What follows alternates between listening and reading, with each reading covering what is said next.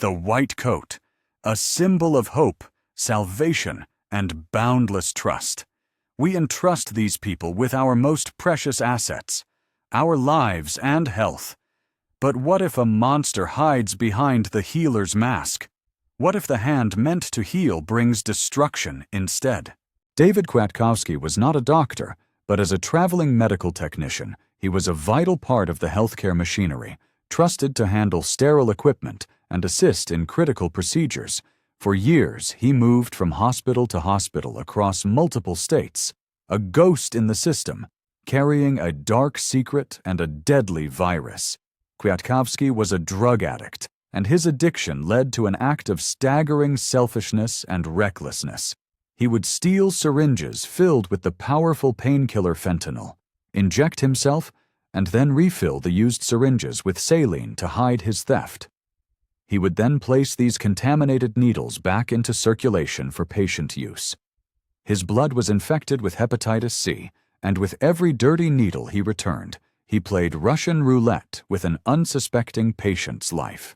His actions in 19 hospitals across 7 states created a public health crisis, leading to at least 45 people being infected with the same strain of the virus he carried. It was a biological attack born of addiction and a complete disregard for human life. The investigation to trace the outbreak was one of the largest in the history of the Centers for Disease Control and Prevention. When finally caught, a prosecutor called his actions cruel and evil. In 2013, Kwiatkowski was sentenced to 39 years in federal prison for fraud and obtaining controlled substances. His case exposed terrifying vulnerabilities in hospital oversight and the devastating ripple effect of one person's addiction. When the tools of medicine are contaminated at the source, how can any patient feel truly safe? Conrad Murray was a cardiologist whose career took a fateful turn when he became the personal physician to one of the most famous men in the world, Michael Jackson. This position came with immense pressure and a lucrative salary, placing Murray in an insular world of celebrity and immense expectation. The public saw a doctor entrusted with the health of a global icon, a gatekeeper to his well-being. But in the private confines of Jackson's mansion, the lines of medical ethics blurred into a dangerous gray. Jackson suffered from chronic insomnia, and Murray began administering the powerful surgical anesthetic propofol as a sleep aid, a shockingly reckless act far outside any accepted medical standard, especially within a private residence lacking emergency equipment. This was not treatment. It was a deadly gamble. On that tragic day in June of 2009, Murray's gamble failed. He administered a fatal dose of the drug, and then, crucially, delayed calling for help, and failed to inform paramedics about the propofol. It was a catastrophic failure of judgment, born from a desire to please his high-profile patient and maintain his privileged position. During his 2011 trial for involuntary manslaughter, the prosecution argued Murray's actions constituted a complete abandonment of his patient. He was convicted and sentenced to 4 years in jail, ultimately serving nearly 2. The case sparked a global conversation about the responsibilities of physicians to powerful patients and the corrupting influence of fame and money. When a doctor's duty to preserve life clashes with the desire to enable a patient's demands, who is ultimately responsible for the final, fatal outcome? Dr. Richard Paulus was a highly successful cardiologist in Kentucky, a man whose expertise was sought by patients with serious heart conditions. He built a lucrative practice by performing a common procedure, the insertion of heart stents to open clogged arteries. To his patients, he was a lifesaver, a skilled surgeon literally mending their broken hearts. But a chilling pattern began to emerge. Paulus was performing an unusually high number of these procedures, and an investigation revealed the horrifying truth. Many of them were completely unnecessary. Driven by greed, he falsified patient records, exaggerating the severity of their conditions to justify invasive and risky surgeries. He subjected hundreds of people to the trauma and potential complications of a major heart operation they did not need, all to defraud Medicare and private insurers out of millions of dollars. He turned his patients' trust into his personal ATM. This was a betrayal that went beyond financial fraud. It was a physical violation, risking lives for profit. The U.S. attorney for the case stated that Paulus preyed on the trust of his patients. In 2016, he was convicted of healthcare fraud and sentenced to 5 years in federal prison. The case left a legacy of fear and mistrust among his former patients, many of whom were left to wonder if the scars on their chests were symbols of healing or marks of a conman. If you cannot trust a doctor's diagnosis of your own heart, what part of the medical pact remains sacred? Dr. Farid Fatah, a prominent oncologist in Michigan, built an empire on a foundation of hope. He was known for his aggressive treatment style and a comforting bedside manner that reassured thousands of cancer patients they were in the best possible hands. His waiting rooms were full, his reputation sterling. He was, to many, the last line of defense against a terrifying disease. This image, however, was a meticulously crafted lie. The shocking truth was that Fatah was a monster, motivated by pure, unadulterated greed. He intentionally misdiagnosed healthy individuals with cancer, condemning them to rounds of excruciating, unnecessary chemotherapy, simply to bill insurance companies for millions of dollars. He gave potent, life-altering drugs to people who had no illness, poisoning them for profit. He administered excessive treatments to those who were truly sick, prolonging their suffering to maximize his income. This was not a medical error. It was a cold-blooded business model built on human agony. At his 2015 sentencing, one victim described the experience as being tortured by a man she once revered. Fatah's scheme, which involved over 550 victims and more than $17 million in fraudulent claims, was one of the most egregious cases of healthcare fraud in American history. He was sentenced to 45 years in prison. His actions were a profound betrayal, a corruption so deep it weaponized the very concept of care. When the cure itself is the poison, administered by a hand you trust, where does a person turn for healing? Michael Mastromarino was not a physician, but a dentist and entrepreneur who saw a lucrative opportunity in the world of human tissue transplantation. He founded a company called Biomedical Tissue Services, which on the surface appeared to be a legitimate enterprise supplying bone, skin, and tendons for life-saving surgeries. The reality was a macabre operation that resembled the work of grave robbers. Mastromarino and his associates illegally harvested body parts from corpses at funeral homes across New York and Pennsylvania without any consent from the deceased's families. To bypass regulations, they forged death certificates and medical histories, claiming the bodies were younger and healthier than they were. This meant they were harvesting tissue from individuals who had died from cancer, sepsis, and other diseases, and then selling this potentially contaminated material to hospitals. Thousands of unsuspecting patients received these illicitly harvested tissues, putting them at risk of infection and disease. It was a scheme of ghoulish greed, a body-snatching ring that treated the human body as a raw commodity. A prosecutor described it as something out of a cheap horror movie. In 2008, Mastromarino pleaded guilty to enterprise corruption, theft, and reckless endangerment, receiving a sentence of up to 54 years in prison. He died in custody in 2013. His crimes were a horrifying perversion of the gift of donation, turning an act of generosity into a source of criminal profit. When the dead are not allowed to rest in peace, and their bodies are desecrated for profit, what trust can the living have in the systems meant to honor them? Christopher Duntsch, a charismatic and supremely confident neurosurgeon in Dallas, Texas, was a man who projected an aura of brilliance. Patients were drawn to his promises of fixing their debilitating pain, seeing him as a miracle worker in a field of complex medicine. He moved through the sterile halls of surgical centers with an unnerving self-assurance, a confidence that masked a terrifying abyss of incompetence and malice.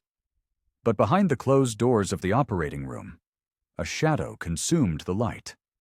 A scalpel in his hands was not an instrument of healing. It was a weapon of ruin.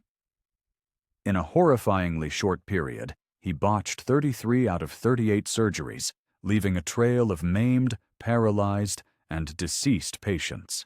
His colleagues watched in disbelief, noting he operated with a shocking disregard for standard procedure, often seeming disoriented and volatile. Investigations later revealed he was frequently under the influence of narcotics, his surgical decisions guided by a lethal combination of ego and impairment. His actions were not just accidents, they were a pattern of destruction. The Texas Medical Board was criticized for its slow response, allowing Duntsch to move from one hospital to another, his trail of devastation growing with each new credential. During his 2017 trial, the prosecution presented the shocking turn. This wasn't just malpractice, it was assault. One prosecutor stated, "We are not talking about a doctor who made a mistake. We are talking about a doctor who did things intentionally." He was sentenced to life in prison, a rare verdict for a physician. The case left a permanent scar on the community, a chilling reminder of systemic failures and a man who twisted his sacred duty into a personal theater of horror. When does a healer's dangerous God complex finally become society's monster? Michael Swango was the all-American boy, a handsome and decorated ex-Marine who seemed destined for a distinguished career in medicine.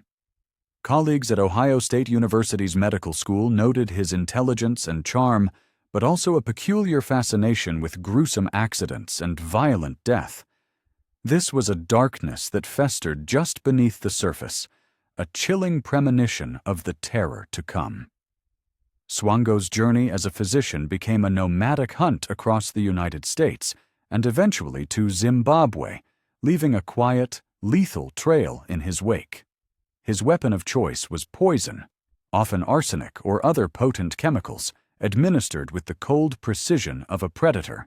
He would inject toxins into his patients' IV drips or contaminate the food and coffee of his unsuspecting colleagues, watching their sudden, agonizing declines with a detached curiosity. For years, his actions went undetected, dismissed as unexplained medical events or tragic coincidences. How could anyone suspect the friendly, dedicated doctor? That was his camouflage. The true scale of his crimes is staggering, with estimates suggesting he may have murdered as many as 60 people. It was a betrayal of trust on an almost unimaginable scale. In 2000, facing overwhelming evidence, Swango pleaded guilty to 3 counts of murder and 1 count of fraud to avoid a potential death sentence in Ohio, accepting a sentence of life in prison without the possibility of parole. His case exposed the horrifying ease with which a determined killer could exploit the inherent trust within the medical system. How many lives must be lost before we are forced to look past the white coat and see the shadow hiding behind it? Dr. Anna Pu was a respected surgeon at New Orleans Memorial Medical Center, a place that became an island of desperation when Hurricane Katrina plunged the city into chaos in 2005. With the power cut, floodwaters rising, and temperatures soaring, the hospital became a scene from a nightmare. There was no sanitation, no way to evacuate the sickest patients, and dwindling supplies. In this crucible of crisis, Dr. Pu and 2 nurses made decisions that would haunt them forever. They administered morphine and other drugs to a number of critically ill patients, allegedly to ease their suffering in what they believed were their final moments, with no hope of rescue. But after the storm, accusations emerged that these were not acts of mercy, but of euthanasia, that they had intentionally delivered lethal overdoses. The case ignited a firestorm of ethical debate. Was this a compassionate response to an impossible situation? Or was it murder? Pu was arrested and accused of second-degree murder, Her face splashed across national news. She maintained her innocence, stating passionately, "I am not a murderer." The community was fiercely divided. Many saw her as a hero who stayed behind in apocalyptic conditions, while others saw a doctor who crossed the ultimate ethical line. In 2007, a grand jury refused to indict her on the murder charges, and the case was dropped. She was never convicted of a crime, but the controversy left an indelible mark on her life and raised profound questions for the medical profession. In a moment of absolute societal collapse, where does the duty to provide comfort end and the act of taking a life begin? Dr. Jack Kevorkian, a pathologist from Michigan, became one of the most controversial figures in modern medicine, earning the provocative nickname Dr. Death. Unlike the other figures on this list, Kevorkian's motive was not greed or malice, but a fervent ideological crusade. He was a passionate advocate for the right to die, believing that terminally ill patients in immense and incurable suffering should have the option of a physician-assisted suicide. In the 1990s, he acted on this belief, assisting in the deaths of more than 130 people, often using a device he built called the Mercitron. His actions placed him at the epicenter of a furious national debate on ethics, religion, and the law. To his supporters, he was a compassionate hero, a champion of individual liberty against an uncaring system. To his detractors, he was a rogue killer, playing God and violating the most sacred tenets of medicine. The law, however, was clear. Euthanasia was illegal. Kevorkian's crusade reached a dramatic climax in 1999 when he took a step further. He not only assisted in a death, but personally administered the lethal injection to a patient and sent the video to the television show 60 Minutes. It was a direct challenge to the legal system, an act of defiance he knew would lead to his arrest. He was convicted of second-degree murder and sentenced to up to 25 years in prison, of which he served around 8 before being released on parole. How do we judge a man who broke the law not for personal gain, but to force a moral question the world was afraid to answer? Earl Bradley was a pediatrician in the small state of Delaware, a man to whom thousands of families entrusted their most precious gift: their children. For over a decade, he was a beloved figure, known for his gentle demeanor and his seemingly dedicated practice in the town of Lewis. He was a pillar of the community, a trusted doctor in a place where everyone knew everyone. This trust was the key that unlocked a secret world of unimaginable horror. Behind the closed door of his examination room, Bradley was a prolific and monstrous predator. He used his medical authority as a shield to commit unspeakable acts of sexual abuse against more than 100 of his child patients, many of whom were infants and toddlers. His betrayal was systematic and chillingly documented. He recorded his crimes on video, creating a secret library of his own depravity.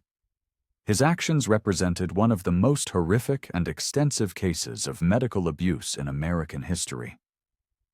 The discovery of his crimes in 2009 sent shockwaves of grief and rage through the tight-knit community, shattering the illusion of safety and leaving hundreds of families to grapple with a lifetime of trauma.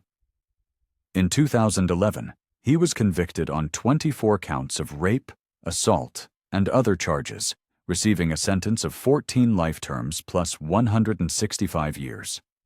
His clinic, once a place of healing, became a monument to a predator's cold-blooded calculation.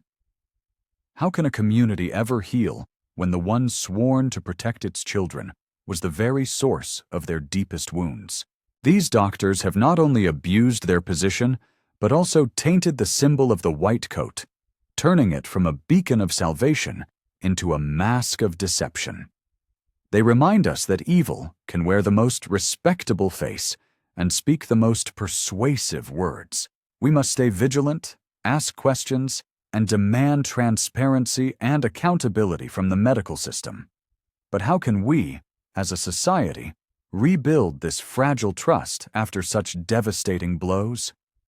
What needs to change in oversight, ethics, and education to protect patients from those who conceal their darkness behind the healer's mask? Share your thoughts in the comments. Do you believe such tragedies can be prevented in the future? And how can we strengthen trust between patients and doctors? If you found this video important, please like and subscribe to our channel to stay updated on our upcoming investigations. Thank you for watching.